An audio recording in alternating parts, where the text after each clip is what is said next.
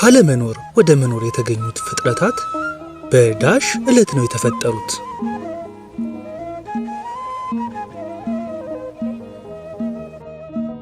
ሀ ሰኞ፣ ለ ማክሰኞ፣ ሐመሩሃ እሁድ፣ መ አርብ።